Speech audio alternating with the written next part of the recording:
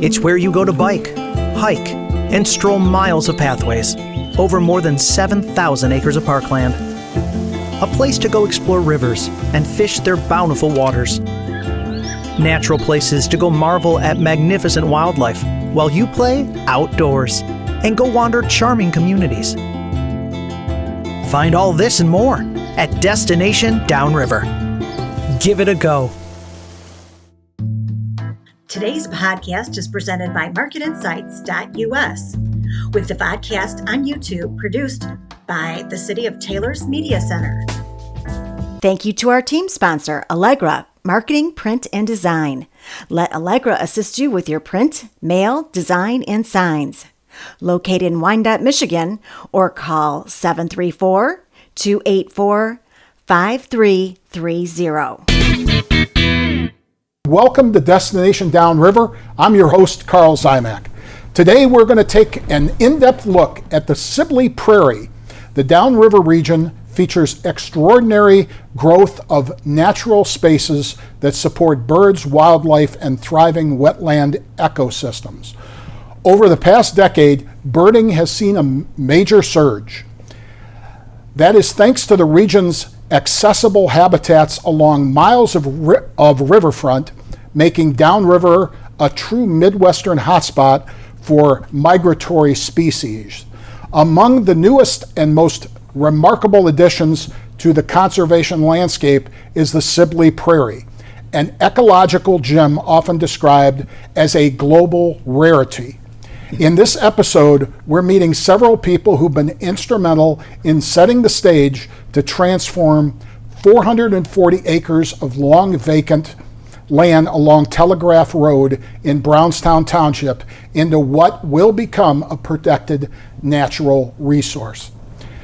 Joining us today are, from left to right on your screen, Phil Barraco, Woodhaven business owner of Wild Birds Unlimited, nature activist and Brownstown resident. In the middle is Jack Smiley, president of the nonprofit Michigan Land Conservancy.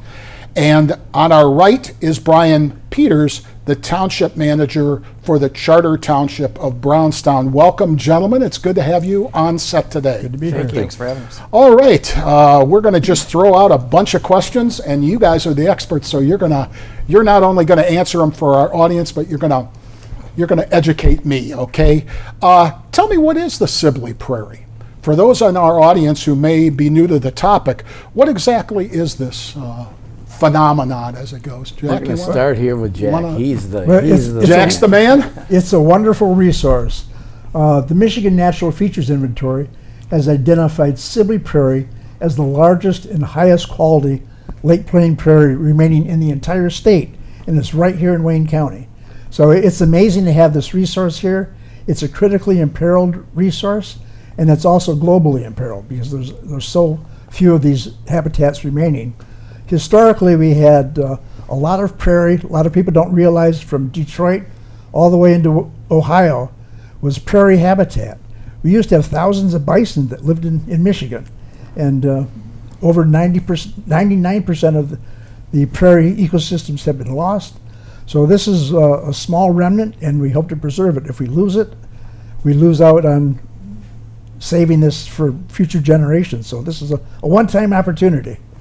Jack, I'm going to come back to you with this one. Sibley Prairie has been featured across major local outlets like Fox 2, WXYZ, WDIV, MLive, and the Detroit newspapers, largely because of the urgent effort to save it from development. Can you explain why this parcel is so environmentally significant? Well, the rarity of it. There are several threatened and endangered species on it, but just the size of it and the habitat quality. Where else? We have 440 acres. This has to be one of the largest remaining natural areas in Wayne County. We have much of our population lives down in southeast Michigan, yet we don't have enough resources for people to go out and be able to explore these. So this is a very special area, and it's not just the rare plants, but we have rare animals, and we have rare butterflies that are here. It's a great migratory stopover site. It's just all around just a tremendous habitat. Many have described this as the last chance to a last moment for Southeast Michigan to preserve a major piece of the native ecosystem. Can you help our audience understand the gravity of that? I mean, why now? Brian? Well, or go ahead, Jack. The Fritz family started buying it up many years ago. Okay. And it's owned under their company, the Fritz Enterprises. And they've held it and they've stewarded it pretty well for the past 30, 40 years. But then last year, in August, they were going to auction it off to the highest bidder for development. And so they were kind enough to give us an option to purchase. They gave us 1 year, so we have until the end of 2026 to raise the money to buy it. So if we can buy it, it'll be protected. If we can't, it'll be sold for development. It's that simple. Okay, Brian, why don't I bring you in on this? How much funding is still needed for the Sibley Prairie, and how is the campaign progressing? Sure, I think Jack could probably speak more to the campaign side of it. From the township's perspective, our role in this is really trying to provide a mechanism to help with those acquisition costs. We've worked with the coalition to put together a grant to the Michigan Natural Resources Trust Fund that would ultimately provide a significant portion of the funding toward acquiring the site. And we're looking at it, from both the land acquisition standpoint, but also from the standpoint of future maintenance and programming of the site. So that's sort of the township's role in this, is being that mechanism. On the campaign side, Jack, I'm sure you could weigh in a little better than I could on that side. Well, the purchase price, we need to raise $6 million to buy it. And we need that by the end of the year. So we have another $4 million we need to raise, and hopefully we can do that. Otherwise, we'll need to try to finance it. But we've got a good shot, and we think the trust fund grant will likely be approved. It'll score very highly, and we need such a resource protected in this area. So that grant may come through, but it won't be until the end of 2027. So we still need to raise the money to buy it. And then in addition to the purchase price, we want to have an endowment for it so it can be protected and stewarded in perpetuity. And we need to do some restoration and get it ready for the public, because we need to develop trails and public access amenities. And much of the work will be ecological restoration. So it hasn't been maintained in many years, and there is some invasive species, but those can be controlled. So we have a big, we're trying to raise $9.7 million for the purchase and the long-term maintenance of the property. Brian, is this the classic, confrontation between development and ecology? I think that's a great question. I think traditionally, a lot of times people look at it that way. In our minds, we're looking at it more of, it's not so much conservation versus development, but more about responsible development of the site. Ultimately, when you look for land use and for development, you're looking for finding what is the best use of the site that provides the greatest long-term benefits for the community, for our residents. In this case, we have such a rare piece of property that we believe ultimately the highest and best use is to conserve it. We think having a large nature area like this will provide the obvious benefits for people being able to access it, the public health benefits. But we also think it's going to spur other development. People want to live by places like this. People want to be able to access the trails when people visit. And we truly believe that this could become a destination for people in the region and beyond. People will need to eat lunch at local businesses. People will come in and want to locate near this. So we see this as part of a development strategy. It provides so many other benefits too. Things like maybe not so obvious are public infrastructure that we install around developments. This site is already providing sort of a natural infrastructure for us. The wetlands on site provide resiliency for flooding. Capturing storm runoff and improving water quality, air quality.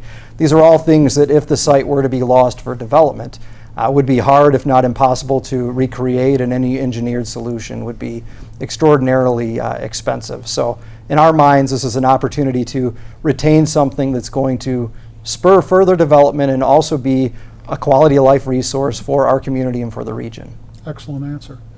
Phil? Yes. Jump in here with the birding. I'd love to. I know you're sitting over there very patiently, but I know you want to jump in. So I absolutely do. what can you tell us about this project? First of all, I'd like to thank Jack, because without Jack, I wouldn't even know about it. And I live walking distance from this, so this is really near and dear to my heart.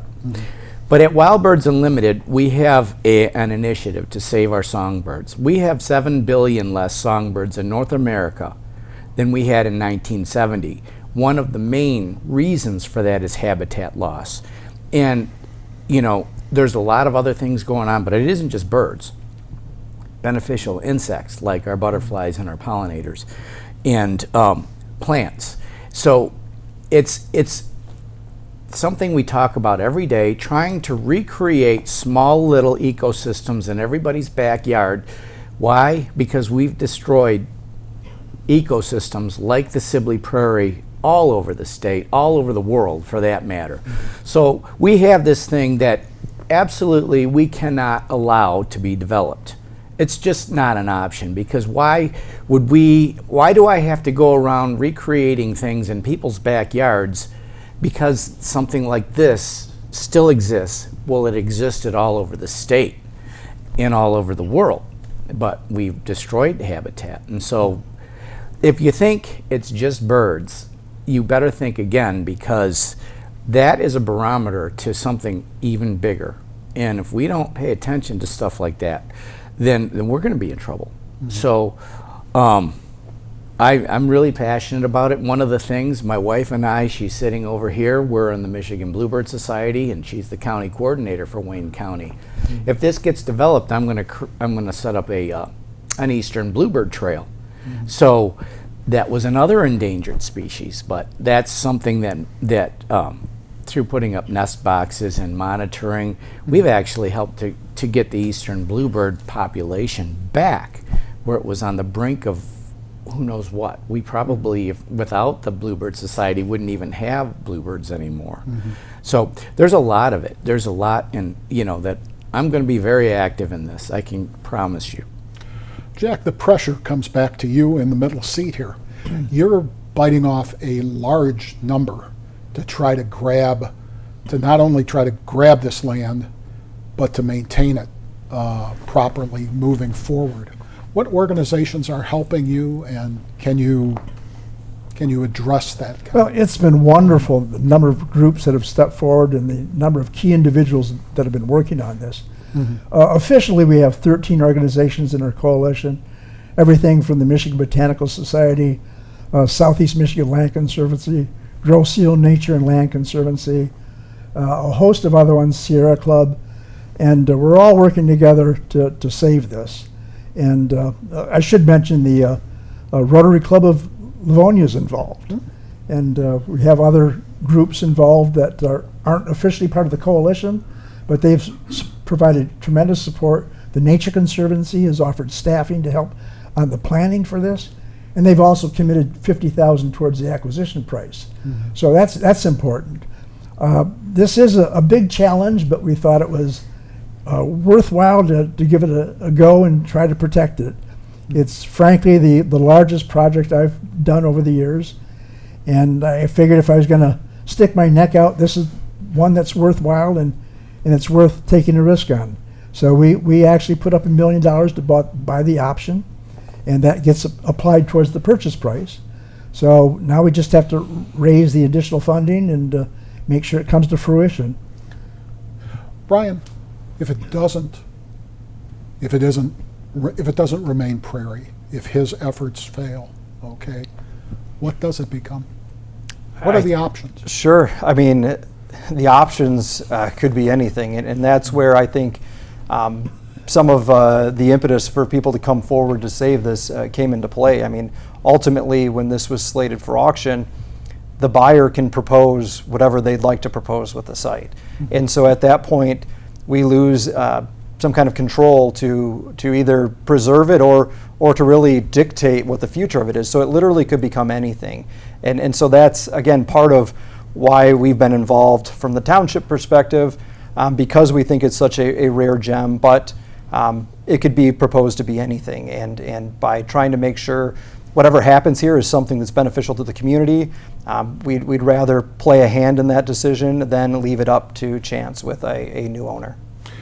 Who's our hero from a political side on these type of efforts? It used to be somebody like John Dingell, who was an outdoorsman who really had a fondness for that type of movement.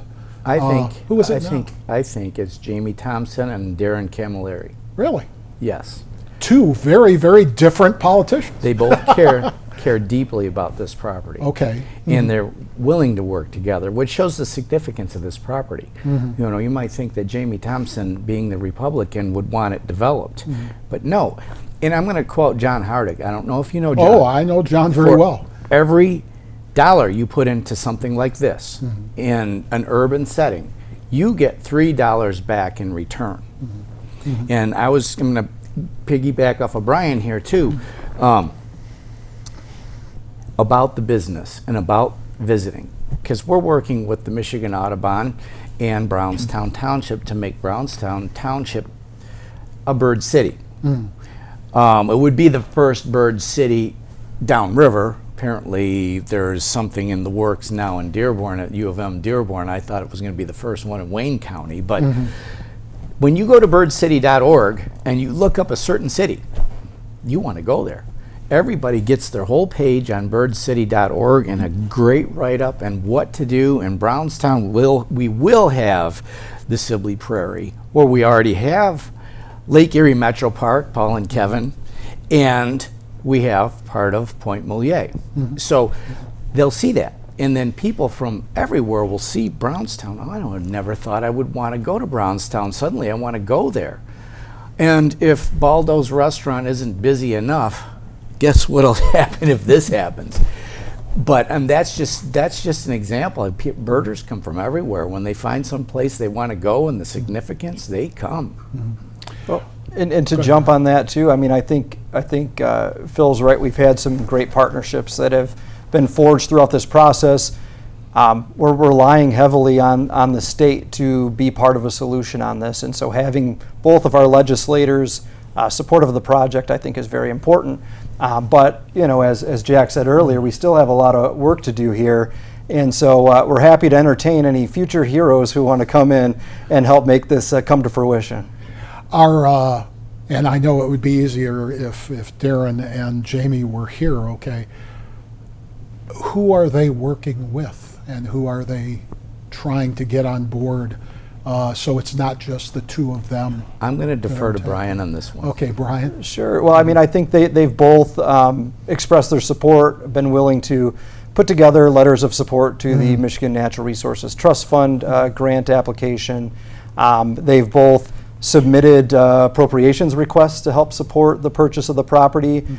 So they're truly doing what they can to support us in this project. And certainly, if there's more that we think of, we'd be happy to bring that to their attention. I'm sure they're happy to get on board and help. I'd like to revisit this with Jamie Thompson and Darren Camilleri. Okay. I would, and I would gladly show up. Okay. Just Alrighty. as support. Okay. But I mean, as an example of two, like you say, completely different legislators that really care about a common good for our state, for our whole state. It isn't Right. just for Downriver. It's Okay. our state. This is Okay. too significant, too important. And I want them to know from somebody like Jack the significance of losing it and not ever getting it back. One thing is the breadth of support we've received. We've received donations from people in 44 states and across Michigan. We had a high school group in Traverse City that put together an art show. They sold their artworks and donated that to Save Sibley Prairie. We had another garden club in Pontiac in the high school. That's they raised great. money. I'm not sure how they raised it, but then they made the donation towards the prairie purchase. So. How friendly is the state when it comes to efforts like this? Because we've seen, especially at the federal level, we've seen a lot of skewing of policies and movement from one side to the other side. Currently, have you gotten indications that the state is, is on board with this, or? Do you know, Jack? Well, the DNR, the Office of Public Lands, has submitted a letter of support to the trust fund. Okay. So they want to see it protected. The DNR tried to buy this for many years, Mm-hmm. but at that time there was an unwilling seller. And at this point, they didn't feel they had the capacity to maintain it. Mm-hmm. So that's why we're trying to raise the endowment so that whoever owns it, and hopefully that's going to be Brownstown Township, will have the financial resources to properly maintain the property. If people want to get involved here, how do they get involved? Well, we have a website, SaveSibleyPrairie.org, and we would certainly welcome people to find out more about it and even make a donation. And you talk about who's our heroes. Well, maybe somebody out there wants to leave a legacy donation. We could really use $1 million donor to help us get to the finish line. If we get a few of those, we'll get this protected for sure. Got $1 million donor, Phil? I wish I did. Trust me, and I did make a phone call, but that didn't, But I was told that this is very noble, and that we should keep battling on this. And I'm going to be a mouth, because it's all I have. I might not have deep pockets, but I got a big mouth, and I'm going to use it. And I use it every day to talk about this. Well, and ultimately, if we can pull this off and do this the right way, I think this is going to provide something for our residents, for their children, and for the future, that this could be a site people can go to and enjoy forever into the future. And so for us, it's looking at this not as just acquiring a property, but really a legacy piece. I think Jack used the word legacy. It's a legacy piece to the future for our future generations to be able to still enjoy this type of piece of property. How long is it going to take before we know whether this works or not? Well, by December we'll know for sure whether we're going to buy it. But hopefully maybe later in the summer, if we hear how the appropriation goes, then we'll be set. Then we'll focus more on raising additional money to maintain the endowment fund and to establish a fund for the restoration of the property. So even once this is acquired, the groups involved aren't going to disappear. We want to partner with the township to help maintain this. I think this is a great public-private partnership, both going into it and hopefully for many years to come, because this is a tremendous public resource, and we need to work together to make sure this is protected properly. Okay.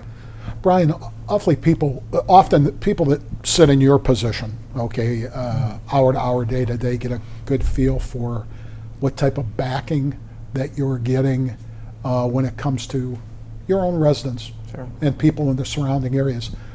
What are you feeling?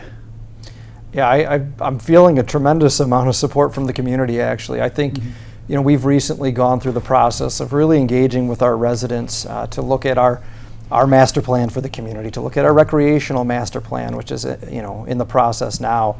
And we hear overwhelmingly that people want to see certain development, high quality developments in the community. I mean, tax base is important, all of those things are important, but overwhelmingly people want to have access to recreational opportunities. They want to have access to green space.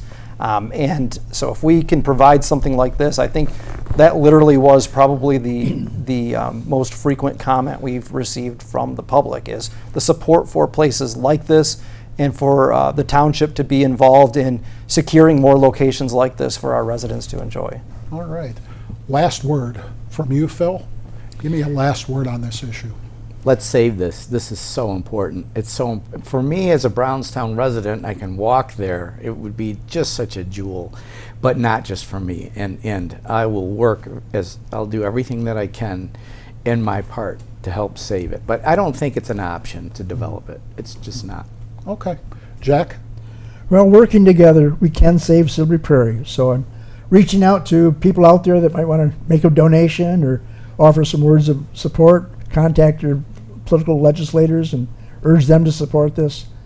Whether you're in the area or statewide, we've had donors from all over the state. So this is not just a local issue. This is really of statewide significance. Brian, give us the last word from Brownstown. Sure. I think Jack's comments hit the nail on the head, that this isn't so much just about Brownstown. This is really a regional, larger issue, and to see everybody come together to try to make this come to fruition has been a wonderful thing to witness. And so, as a community, we just want to play our role in that to help facilitate what could become preserving, one of the most significant pieces of land left in this state from an ecological perspective. So being part of that bigger picture, providing a legacy to the future generations, I think that really is what it's all about for us. Well, fantastic. I want to thank you three gentlemen for coming on today. I know this has gone really fast, but I back your campaign, and I wish you the best of luck. For Phil, for Jack, for Brian, I'm Karl Ziomek. This has been Destination Downriver. Thanks, and we'll see you next month. Thank you to our team sponsor, Allegra, Marketing, Print, and Design. With a special thanks to our production partners here at the new Taylor Media Center. Thanks for listening and watching. Please visit our website, destinationdownriver.com, or our Facebook page, and be sure to join us for next month's podcast.